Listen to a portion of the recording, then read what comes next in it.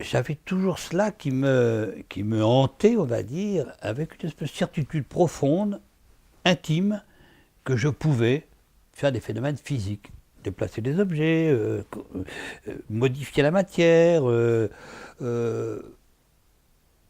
Très très peu de personnes ont ce genre de choses en tête en disant je sens au fond de moi que je peux. Si, j'ai rencontré quelqu'un récemment qui a le même, qui a le même schéma. Quelqu'un de jeune qui, oui, moi je suis persuadé que. Effectivement, d'ailleurs, en stage, il a pu faire des petits miracles. Alors, j'essayais, j'arrivais tout seul, dans mon isolement, à déplacer des objets, à modifier aussi des règles. Mais déjà, j'avais une attitude extrêmement rationnelle. C'est paradoxal. C'est-à-dire que les règles que j'avais déjà défini des barres, pas des clés, des choses, des cuillères, des machins, non, des barres. Et puis j'observais avec un papier millimétré si c'était resté droit, si les déplacements d'objets, c'est pareil. Je me disais si vraiment c'était déplacé, si ça n'aurait pas été mes yeux à force de regarder, qui avaient eu une vision un peu altérée.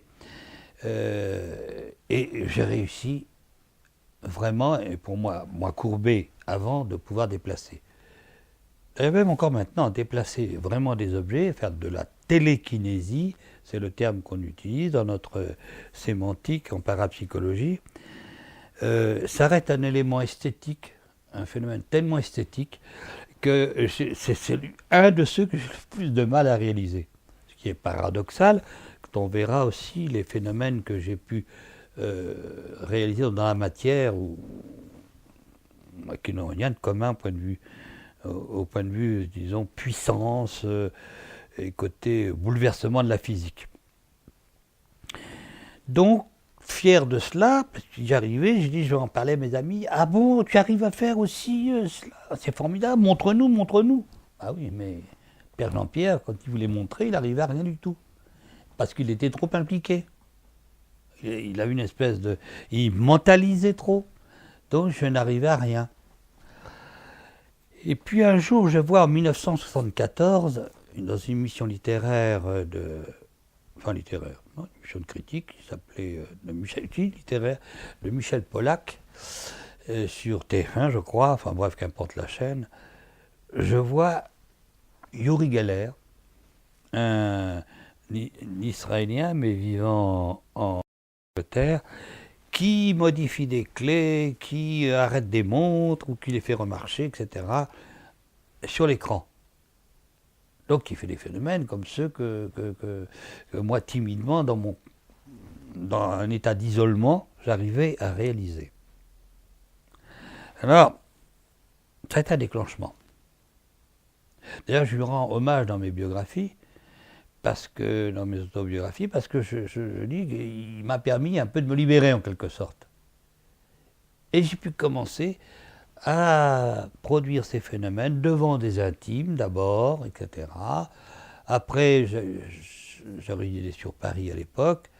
Ça a été une traînée de poudre. Alors je me suis retrouvé dans les milieux parisiens, de médias, voire un peu de politique, mais moins à l'époque, pour des raisons qu'on évoquera peut-être plus tard, mais dans les milieux où vraiment, là, j'étais l'invité des... Alors, Gérard Houry, à l'époque, bien sûr, vous qui avez la gentillesse encore une fois de m'écouter, des gens qui maintenant, pour certains, sont disparus comme Léon Zitrone, comme tout cela, etc., ou Gaumont, si Jean-Marie Poiret et Philippe Poiret de la Gaumont.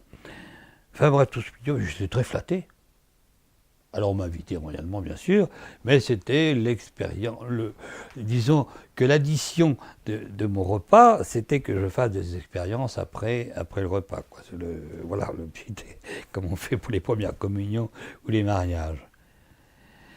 Et à cette période de salon, un jour, je suis contacté par François de Closet, le journaliste scientifique de vulgarisation qu'on voit moins maintenant sans doute à la télévision, qui est remarquable, qui a écrit des ouvrages remarquables, et qui me dit, écoutez Jean-Pierre, il y a des scientifiques qui seraient intéressés pour vous tester, mais il est évident que si vous continuez cette période un peu de salon, j'avais des articles dans la presse People, j'avais des choses comme ça, Et évidemment, c'est une période qui n'a pas duré très longtemps d'ailleurs. Mais on peut comprendre aisément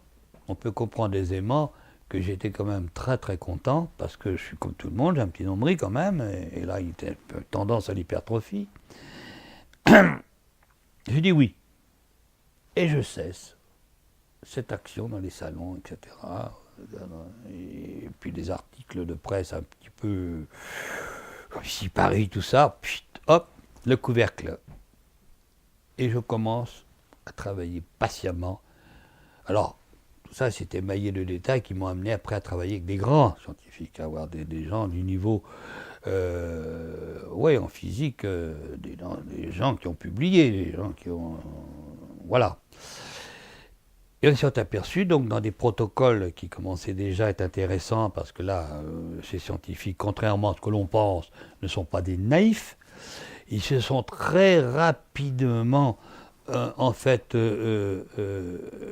acquis la collaboration de magiciens, d'illusionnistes professionnels, mais pas des farfelus qui critiquent systématiquement, qui leur ont donné des conseils sur les protocoles, et certains même m'ont observé pendant les expériences. C'était extrêmement intéressant. Et moi, je n'étais pas du tout, on aurait pu dire, mais vous avez un illusionniste qu'il faut contrôler et tout.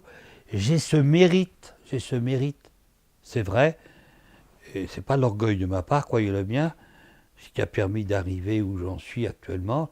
J'ai le mérite de ne pas, de pouvoir faire des phénomènes, même en étant dans des contraintes. C'est-à-dire qu'à un moment donné, mais je ne suis pas arrivé tout de suite, bien sûr, à cela. C'est-à-dire à faire une dichotomie en quelque sorte, comme si je chantais mon pariétal, la distinction entre le soi et l'environnement, quoi. Voilà. Hein, mais spontanément en fait, parce que quand vous avez des gens qui sont là, des scientifiques qui sont invités, mais parce que leurs confrères leur ont dit venez, vous serez convaincus, mais ils sont là surtout comme des ennemis entre guillemets, et donc il faut pouvoir franchir cette barrière qui souvent est inhibitrice. J'ai commencé à faire des expériences avec un nommé William Zbigniew Wolkowski, intéressante. Nous avons fait des premières expériences en tubes de verre scellés, des tubes sous vide et tout, etc., avec des matériaux où j'ai modifié des matériaux qui étaient tout à fait repérés, évidemment la forme. J'ai agi sur des cristaux liquides à distance, en les faisant changer de couleur. C'est le compte-rendu qu'il a rapporté d'ailleurs, hein, il a publié. Quand je tournais la tête, les cristaux liquides, la plaque revenait sombre, assombrie, je regardais, hop, bon. Et ces plaques sont sensibles à des variations de température, évidemment. C'est comme si mes yeux, ils n'ont pas créé du tout de température, mes yeux, enfin localement, in situ. Mais l'intérêt, ça veut dire que dans l'imaginaire de l'expérience, on peut créer des phénomènes dans leurs résultats, mais qui n'ont rien à voir avec ce qu'on obtiendrait. Par exemple, si on mettait quelque chose de chaud sous la plaque de cristaux liquides, et on le verra pour des matériaux où j'ai introduit des températures de 650 degrés, voire 800 degrés à Lyon. C'est complètement... On peut comprendre que les physiciens soient un peu déstabilisés.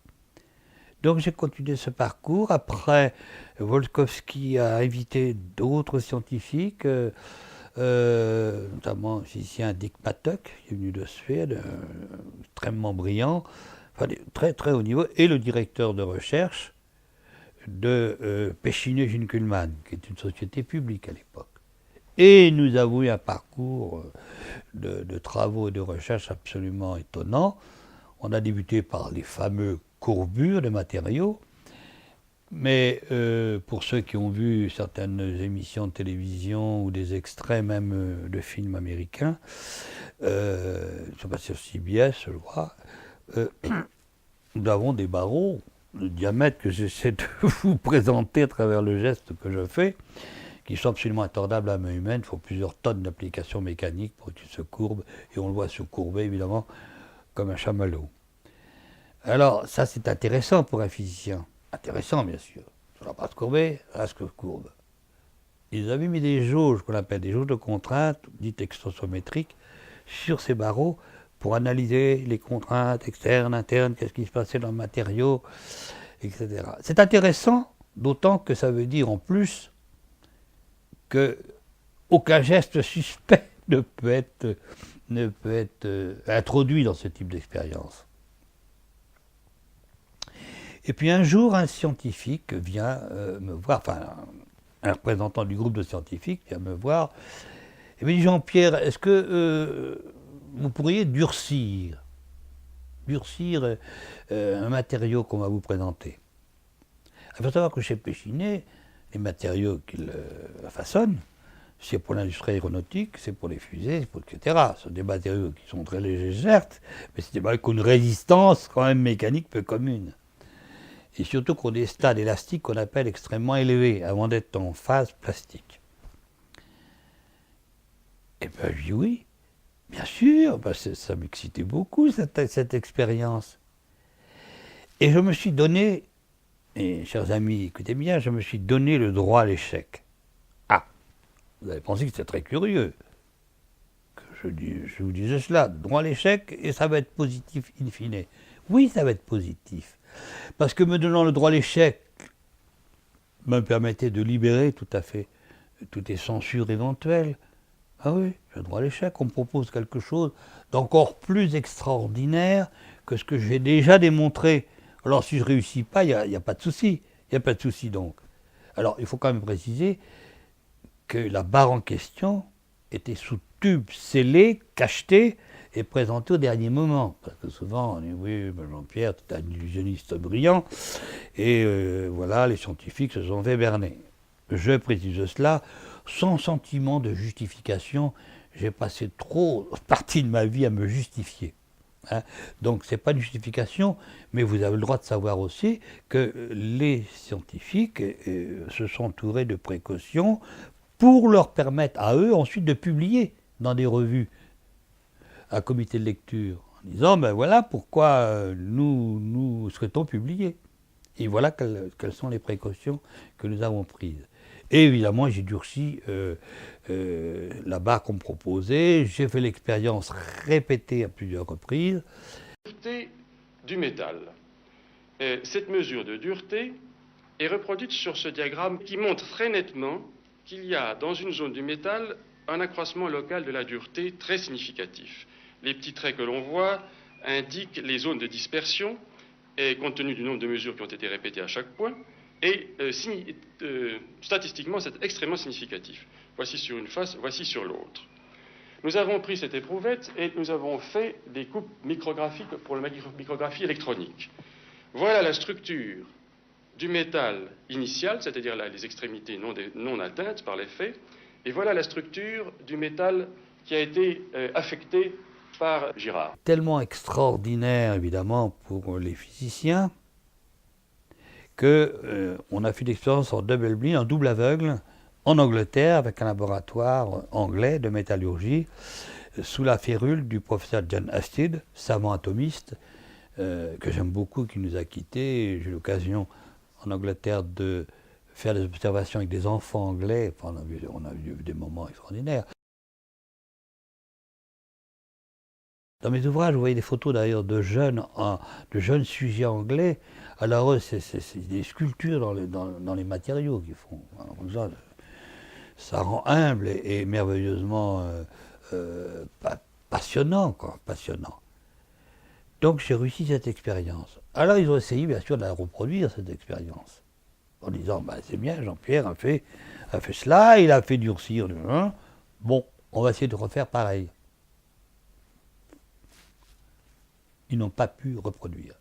Et surtout, alors, ça a été publié à TF1 à heure de grande écoute, le scientifique dit nous avons essayé de reproduire le phénomène, nous n'avons pas pu reproduire le phénomène, avec tous les moyens physiques que nous connaissons. On n'a pensé qu'un bombardement en neutrons, bombardement atomique, en neutrons, pendant 24 heures, pourrait peut-être arriver au même effet. Ils ont tout essayé, pliage alterné, shooting, enfin bref, tout ça. C'est sympathique ça. Déjà cela pouvait permettre de bouleverser la communauté scientifique. Et puis un jour, à Lyon d'abord, puis ensuite devant l'Académie des sciences, le président lui-même devant Louis Prince-Ringuet, académicien également, enfin il y avait un beau parterre, là, de scientifiques, et le président d'un comité illusionniste d'experts, qui était là. On me propose, parce que je l'avais fait à Lyon une fois, on me propose de faire de la fusion dans un tube de verre scellé. Alors là, fusion d'un tube de verre. Alors moi, je souris parce que plus le challenge, paradoxalement, est fou, voilà. Alors l'illusionniste qui était là a dit, bon... oui, l'illusionniste qui était là, d'ailleurs il a organisé, cet illusionniste qui avait un comité d'expertise, avait organisé pour ses confrères, donc c'était uniquement une réunion de magiciens, une expérience sur, on en parlera peut-être, mais disons que cette expérience a été merveilleusement convaincante et qu'il a fait lui-même aussi des publications, notamment dans un de ses ouvrages, il a copié plusieurs ouvrages, qui font le point sur toutes les constatations qu'ils ont faites de sujets qui font vraiment des choses, et puis d'autres où ils ont décelé le trucage, voilà. C'est bien parce qu'il a eu un courage extraordinaire, ce magicien, par rapport à d'autres de ses confrères. Ah oui, au début, nous n'étions pas forcément amis avec François Ranqui, hein, et nous sommes devenus après, parce qu'il lui a un très grand respect pour ce que je faisais, et surtout dans les laboratoires, je faisais tout cela bénévolement. En dehors de mes fonctions, on avait des fonctions de direction très importantes dans les laboratoires pharmaceutiques quand même. Hein. Et donc, fusion. Et il dit, notre ami François Ranqui, il dit, attendez aux scientifiques, vous me parlez que Jean-Pierre à Lyon aurait fait une fusion. Mais vous allez entourer la barre d'alliage, vous allez l'entourer de fils fusibles, comme on faisait à l'ancienne, fusibles avec les fils de plomb. Et le plomb, une fusion bien inférieure à 650 degrés ou 800 degrés. On ne savait pas d'ailleurs que j'allais faire 650 degrés, hein, ça aurait peut-être plus, peut-être moins. Et là, les fils fusibles, alors j'ai pris le tube, très peu de temps, ben, des fois c'est long, très peu de temps, peut-être quelques minutes. Hop. Là, j'ai fait un point de fusion. Déjà, les scientifiques prennent la barre, vont la faire analyser dans un laboratoire indépendant. Et là, on analyse. Alors, les fils de fusibles sont intacts. Déjà, la pâte fondue. Et à l'endroit que j'ai indiqué, on a un effondrement de la dureté, comme si le matériau était devenu mou. On a 650 degrés Celsius, qui n'est pas mineur quand même, sympathique. Mais la barre n'a pas changé d'état de surface. C'est-à-dire les états de surface sont absolument impeccables. Et quand le scientifique a pris la barre en main, elle était froide. Alors, ça pose des questions quand même. Ça pose des questions. C'est pour ça que le président de l'Académie des sciences a fait une communication sur mes expériences, donc à l'Académie des sciences, c'est une communication sur mes expériences que j'ai faites devant...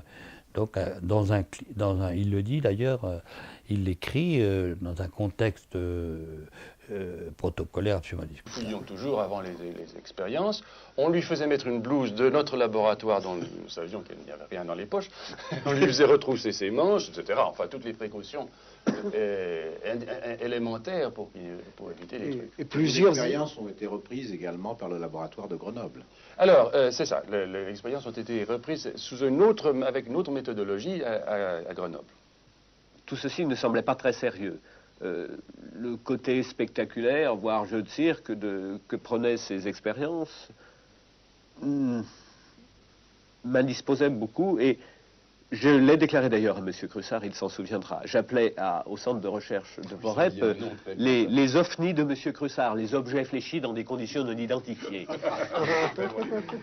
Et je crois que c'était la position de tous les scientifiques moyens. En effet, notre formation ne nous a pas appris qu'il était possible de déformer un matériau sans qu'on exerce des forces mécaniques. J'ai procédé avec un de mes collaborateurs une expérience qui avait comme objectif non pas de convaincre qui que ce soit, mais de nous convaincre nous-mêmes et de convaincre M. Crussard qui vraisemblablement il était dans l'erreur. Nous nous sommes posé la question de la manière suivante. Quelle est la force que l'homme le plus fort est capable de développer sur un barreau. Quel est le barreau qui est réellement intordable? Et nous avons réalisé ce barreau. Et nous avions placé la barre de notre conviction à ce niveau-là, ayant expérimenté sur des paysans, sur des haltérophiles. Nous avions en effet mis au point une clé dynamométrique qui nous permettait d'évaluer la force des différents individus. Et la barre de votre conviction s'est déformée. Et exactement. Et cette barre-là, vous l'avez ici. En effet, ce matériau a été réalisé spécialement pour l'expérience et nous avions vérifié en utilisant un haltérophile qui faisait 140 kg qu'il était totalement impossible de le déformer. Nous avons ensuite fait venir, M. Crussard s'y était prêté, fait venir M. Girard à Grenoble. Et dans des conditions qui nous convenaient parfaitement en ce qui concerne le protocole, nous avons donné finalement notre fameux barreau à Jean-Pierre Girard. Et ici, à 4 reprises, par simple imposition de la main, nous avons vu, nous n'en croyons pas nos yeux, bien évidemment, ce barreau s'est déformé à 4 reprises avec les flèches, les déformations que vous voyez ici. Ici, il s'agit des tracés qui ont été faits après chacune des déformations. Qu'est-ce que vous avez pensé quand vous avez constaté ça? Ben, j'ai mal dormi. Et je suis allé voir le directeur du centre de recherche et je lui ai dit, excusez-moi, nous avons peut-être, mais jugé de M. Crussard, les choses sont peut-être plus compliquées. Et si truc il y a, parce qu'à ce moment-là, je n'étais pas complètement convaincu qu'il n'y ait pas un truc. C'était peut-être un super truc que même les meilleurs illusionnistes ne connaissaient pas. Il me semble que pour nous, il était plus important de faire d'autres expériences. Et ce qui m'a définitivement convaincu, ce sont des expériences où Girard a créé de nouvelles structures, sans effets spectaculaires, sans déformation. Des expériences qui ont été faites dans des tubes de verre, où on demande à Girard de durcir le métal, ou de l'adoucir dans d'autres cas, et qui nous montrent, avec une bonne reproductibilité, 4 fois en ce qui concerne le durcissement, qu'il y a une modification de la structure. Ceci, on peut mettre au défi tous les illusionnistes de le faire. Nous ne savons même pas, nous métallurgistes, qui avons pas mal de moyens, nous ne savons même pas reproduire cette structure. Seule une irradiation au neutron à raison de 10 puissance 20 neutrons par centimètre carré aurait permis de reproduire les structures. Et pendant à peu près une journée. Les expériences de Bouvet et de moi ont été rapportées, les plus frappantes, ont été rapportées dans un article dans les mémoires scientifiques de la revue de métallurgie.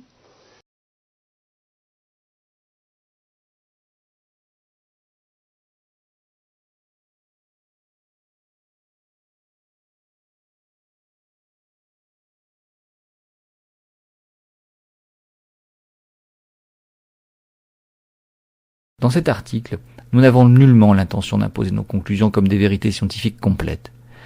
Mais nous avons cru de notre devoir d'exposer objectivement les conditions et les résultats de ces expériences. Nous n'avons trouvé d'explication aux effets observés, ni dans la physique actuelle, ni dans les trucages possibles. Mais d'autres sauront peut-être en imaginer.